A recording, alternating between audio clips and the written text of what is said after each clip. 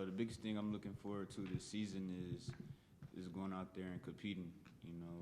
We have a great group of guys, a lot of returners coming back, and a lot of newcomers coming in, and we all love to compete. We all love to work hard. We're in the gym countless hours, early mornings, late at night. That's the biggest thing I'm looking forward to this season. Shelby, you guys won the first Sun Belt regular season championship for Texas State last year. What did that mean to you, and how is it driving you heading into this season? It meant a lot to me, just being here and able to make history. That's a big factor and a big accomplishment for me. And it's just pushing us as a team even more this season because we know we could do even more than that. We went to Pensacola and lost in the first round, and that was a little disappointing to us. But we know this year we're looking to get even further.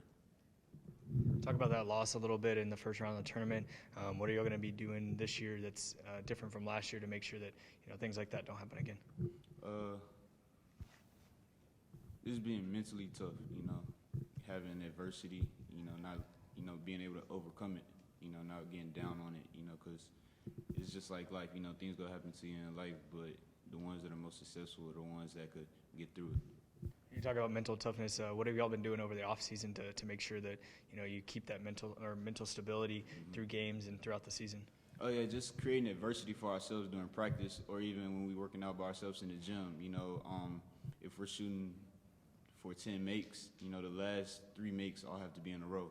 It's just to make it harder on ourselves mentally, physically, and that's helping us out a lot. Shelby, you guys lost a couple of seniors in the off season. You were one of the ones that decided to stay. What went into that decision for you? Just the culture here in the program, toughness, energy, and connecting. Those are the 3 things that we live by. Those 3 things that we stand on, and I love it. I love competing with like Isaiah Small, Caleb Asbury, Mason, Nigel. I love playing for Coach TJ, Coach Guster, Coach Seltzer. Just all that went into my decision, and I just love being here at Texas State. So if I was given the opportunity to go back one more time, why wouldn't I? Shelby, coming back, how much does it help knowing that, with Coach Johnson coming back also, how much did that influence you, and, what do you guys expect to see? It influenced me a lot knowing that Coach TJ was going to be here as well. Coach TJ was one of the reasons why I committed to Texas State in the first place as a high schooler. Me and him had a good relationship coming in, and he always believed in me. And it's one thing that I know about Coach TJ, he's always going to tell me the truth. And that's something that I'm strong on because I'd much rather you be honest with me than fake. Got a lot of newcomers this year. What are your expectations for them, and how has your leadership role been able to help them throughout the offseason to build their game? My expectation for them is just learning. We have a lot of newcomers, and they're all good at learning, listening, and asking questions. And just because they do that, I feel like it's going to help us out a lot. Who are some guys who stood out, among the newcomers? Tyrell, he's standing out a lot. He's a 3-4 wing. Good size, left-handed, great potential, great defensively, and he's the most hardest person I had to block out since I've been here in my 5 years. So he stood out a lot. Drew, a great point guard, leader, he stood out a lot. And Brendan Love, I feel like his potential is through the roof, as a freshman. So those 3 guys are for sure the ones that stood out to me. And then, you guys have 4 starters returning this year. How much do you feel like that's going to help the team heading into this year? It's going to help us out a lot. All 4 of us are great leaders. We see something and we, address it real quick, and we know what it takes to win and get even further in the tournament. So it was helping us out a lot. And so what are some of your expectations for yourself and the team this year? I want to be a better leader. I feel like I'm a good leader, but I want to get better. For the team, I feel like we just need to get over that mountain and, win the whole tournament. That's the goal for us this year.